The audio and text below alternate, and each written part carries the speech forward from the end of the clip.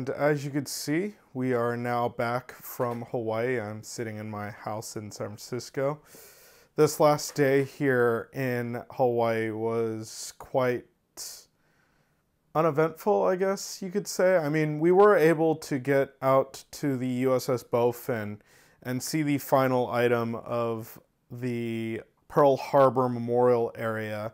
Now, I would say that we weren't expecting the USS Arizona to be as closed for as long as it was, but unfortunately we couldn't do anything about that, so we couldn't go see the memorial. But that being said, we were able to go see the submarine that was located there, and I do believe that it fought in World War II over on the Japanese side, or in the Japanese territorial waters, and it had a pretty crazy story of how it had to go all the way there through a minefield, and then the war ended, so then it came all the way back through that same minefield. But it was a really interesting vessel because you don't really get to see the inside of a submarine all too often.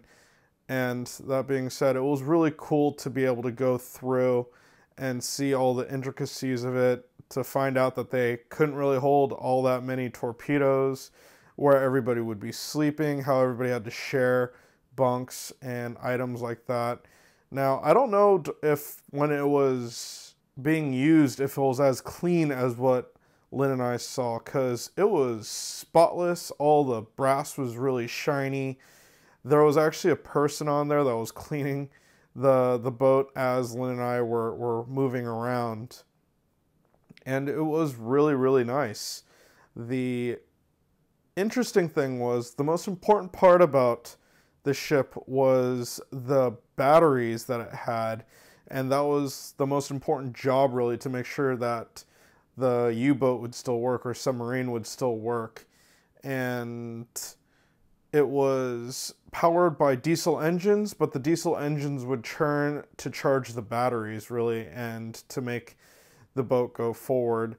Everything was really self-contained in there. They were able to stay underwater for long periods of time before having to come up for air. I mean, I guess it's not as long as like nuclear subs, which nowadays subs only have to come back to land for food because they have everything else they need, which is pretty crazy to think that they're self-sustaining like that. And then we got to kind of see what it was like to be in a World War II sub. And then right after that, we went to the adjacent museum that was part of that whole tour. So when you pay to go onto the submarine, you also pay to get into this museum.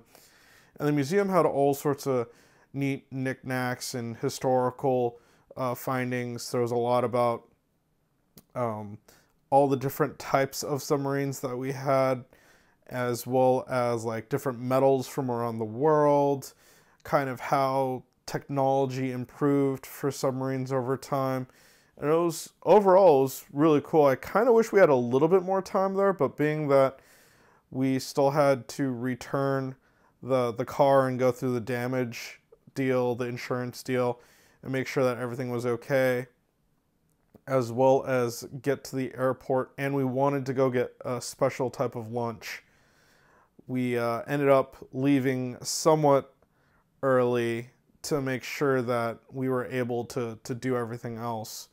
I should mention here that before we started we woke up at 8-ish and started our day at that time, and it started with getting a very light breakfast, and then we went to the museum before going to Helena's for lunch, and that was the important thing that we wanted to do.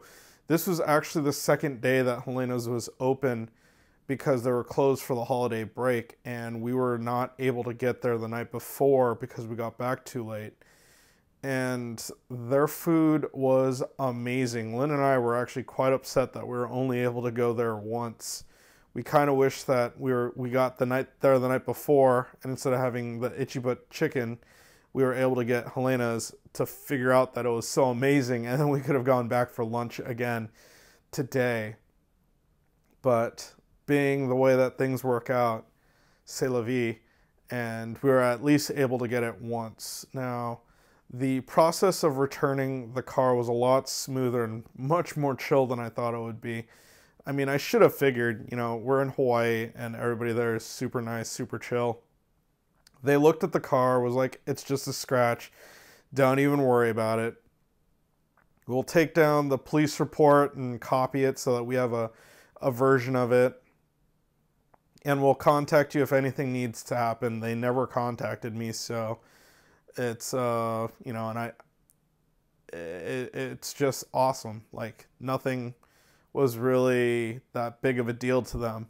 So we were able to turn it in and get back to the airport to get on our flight to fly back here to San Francisco. So that pretty much ended the trip to Hawaii. It was amazing. I wouldn't say that I would recommend anyone to spend such a long time on a single island. I mean, unless you just want to go to the beach every day, which that's not a bad trip.